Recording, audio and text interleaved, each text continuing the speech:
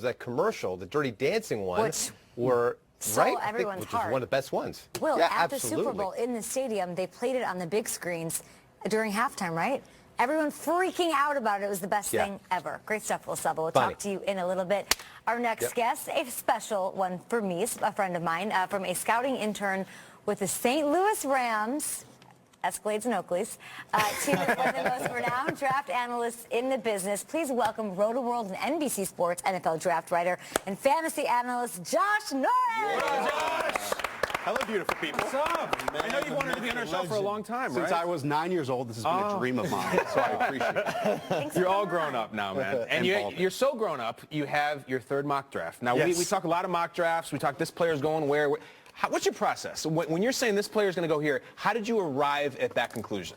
It's reading the tea leaves, or trying to. I mean, it's lying season. We all know that. But one of my main jobs at Roto-World is blurbing, aggregating news. Shout out to all the blurbers at Roto-World. Sure. Tough duty. Grind it out. But I try to pick up where these visits are, where the workouts are, and go into the tendencies of the general managers, the head coaches, and what they've picked in the past. And also the contracts that are coming up. We know it's not just about the 2018 roster, but also about the 2019 roster as well. So trying to fill in the pieces. Yeah. I've been reading your stuff a lot, and you're pretty high on Josh Rosen, and I feel like that's a minority opinion right now. As much of the draft analysts, you hear a lot about Darnold and Allen and Mayfield, but look, you got Rosen all the way up there at 4. Tell us what you like about Josh Rosen, and maybe why he isn't being discussed as if he's in that #1 conversation. And aside from the mock draft, he's also my #1 prospect in this class. And overall. And all these quarterbacks are different flavors. They're different types, right? But I want the one that's the most consistent. The one that play in, play out, you know what you're going to get. And I actually go back to Josh Rosen's tennis background. It's very similar to Drew Brees in terms of repetition and mechanics. The motion, everything that you want, you see play in and play out. And again, that's very different than Sam Darnold. That's very different than Baker Mayfield. And I know that he doesn't have the mobility or maybe the ceiling of these other guys. But again, seeing the field, getting it to the receiver that's open is what I'm looking for, especially in a class with so many possible busts, different types, but also high ceiling players 31 flavors. as well. That's what exactly. It is. So him not the things that he's knocked on that you disagree with, that's not part of your process, the things that are questioned with Josh Rosen. No, it's not. It's not because who cares? I don't know him. I don't know him. Can he hit the one-handed backhand? You know what I mean? That's going to be more important to me. No, I don't know Josh Rosen. I've never met him. I have watched all of his interviews. I think he's a very self-aware person at the age of 21. I also don't understand medicals. I don't wear a lab coat when I go home. Right.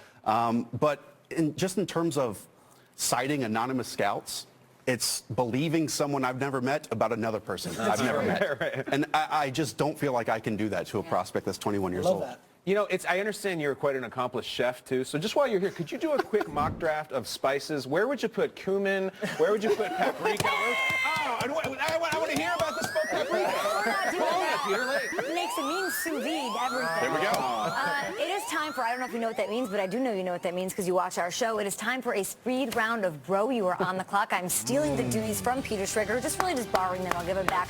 We have 2 expert mock drafters at the breakfast table, Reggie, so I thought that we could have a rapid-fire mock draft. I got you guys some bells, see if they work. Chess. All right, Bobby Fischer and Kasparov. So Okay, here you go. Deep blue. Quickly explain your process a little bit. Yeah, mine is all based on the phone. I just talk about who you like, what we're doing, and we try to figure it in. But it certainly isn't the film work that Josh puts in. I have never been a scout and never been a scouting intern. Film work versus connections. Let's see how this goes. You guys are going to take turns drafting the entire top 10 with just 5 seconds on the clock per pick. I love it. Josh, you're a guest. Is it okay if I give him the first overall pick? So you're the Browns at #1. Lots of buzz to Josh Allen here, but I'll go with the chalk. It's Sam Darnold. If he starts week 1, which you won't, the youngest quarterback to ever start week 1. Darnold 1. I think the Giants are not going to be up in the top 5 too often. I think they've got to go quarterback. Wow. Josh Allen 2. That was going to be the pick at #3. So instead, I'll go with Baker Mayfield. There has even been more push there, and I believe he's visiting very soon.